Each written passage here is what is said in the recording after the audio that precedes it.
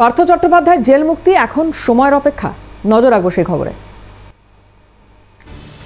পার্থ চট্টোপাধ্যায়ের জেল মুক্তি এখন কি শুধু সময়ের অপেক্ষা? রিলিজ অর্ডার দিল আলিপুর সিবিআই এর বিশেষ আদালত। জামিনে মুক্ত হতে যতটুকু সাক্ষ্য গ্রহণ করার প্রয়োজন সেই সাক্ষ্য গ্রহণ প্রক্রিয়া সম্পন্ন হয়েছে গতকালই। ফলে মনে করা হচ্ছে যে পার্থ চট্টোপাধ্যায়ের জেল মুক্তি এখন শুধুই সময়ের অপেক্ষা। আলিপুর সিবিআই এর বিশেষ আদালত তারা রিলিজ অর্ডার দিয়েছে। আইনজীবীরা কি বলছেন এই বিষয়ে শুনুন। 2 মাসের ভিতরে ওদের যা মেটেরিয়াল উইটনেস আছে তাদের সাক্ষ্য কমপ্লিট করতে হবে। এই হিসাবে সিবিআই গ্রুপ সি 11, 12 এবং 9, 10 তিনটেতেই 8 জন করে সাক্ষী দিয়েছিল যে এরা হচ্ছে ওনাদের মেটেরিয়াল উইটনেস। এই 8 নম্বর সাক্ষীর চিফ অফ এক্সামিনেশন মানে পিপির কথার জিজ্ঞাসাবাদ গত 7 তারিখে কমপ্লিট হয়ে গেছিল। পার্থ চ্যাটার্জির রেসপেক্টে যে ক্রস এক্সামিনেশন সেটাও 7 তারিখে কমপ্লিট হয়ে গেছিল।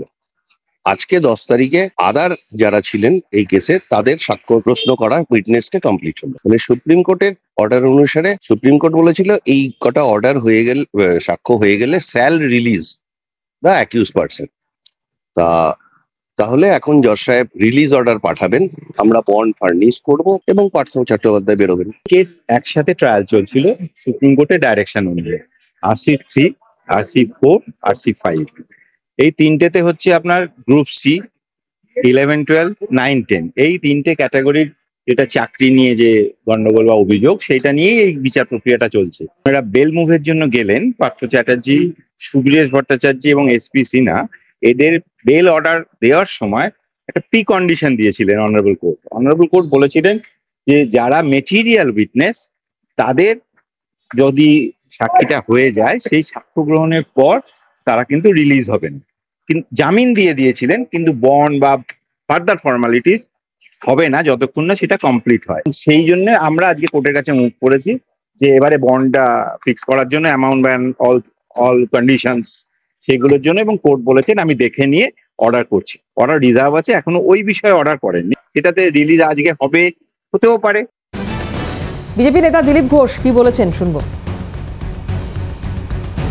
করা যাচ্ছিল যে অন্যান্য যারা এর সঙ্গে যুক্ত ছিলেন, দুর্নীতির সঙ্গে ছাড়া পাওয়া গেছেন, অনেক বছর হয়ে গেছে, স্বাভাবিকভাবে কোর্ট ছেড়ে দেবে।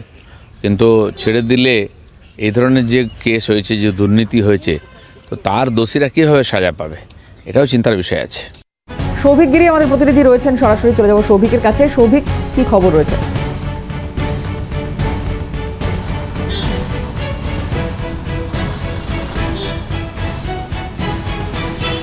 একদম কিন্তু আজ কিন্তু পার্থ চট্টোপাধ্যায়ের জেল মুক্তি সেটা বলা যেতে পারে, এবং তার মধ্যে বেশ কিছু শর্ত রয়েছে। সেই শর্তগুলি হচ্ছে যে শর্ত সাপেক্ষ তাকে মঞ্জুর করা হয়েছে।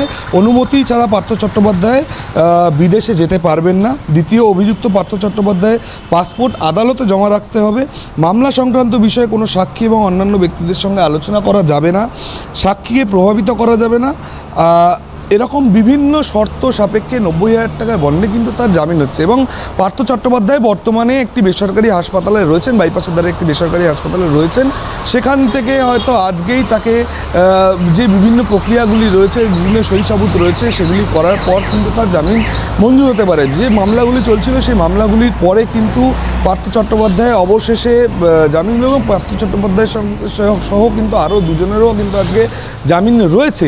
ফলত সবটা মিলিয়ে এই মুহূর্তে পার্থ চট্টোপাধ্যায়ের শারীরিক কিছুটা অসুস্থতা রয়েছে, যার জন্য কিন্তু বাইপাসের ধারে একটি বেসরকারি হাসপাতালে এই মুহূর্তে তিনি ভর্তি রয়েছেন। তবে আজকেই কিন্তু তার যে জামিন, সেই জামিন মঞ্জুর হবে, এবং মঙ্গলবার অর্থাৎ আজ কিন্তু এই যে হাসপাতাল রয়েছে সেই হাসপাতাল থেকে তার শারীরিক অবস্থা সুনির্দিষ্ট করে তারপর বিভিন্ন যে সই-সাবুত রয়েছে সেগুলো কিন্তু কনফার্ম করার পরেই তার এখান থেকে বেরিয়ে তারপর তার জামিনের জন্য কিন্তু ফের তাকে আদালতে নিয়ে যাওয়া হবে, এবং তারপর কিন্তু সেখান থেকে দেখার যে তার জেল মুক্তি কখন হয় বা জামিন হয়, তিনি কখন কিন্তু ছাড়া পান। তবে এই মুহূর্তে RN টেগর হাসপাতালে রয়েছেন তিনি। সম্ভাব্য আজই কিন্তু বেলার দিকে এই RN টেগর হাসপাতাল থেকে তাকে নিয়ে যাওয়া হবে।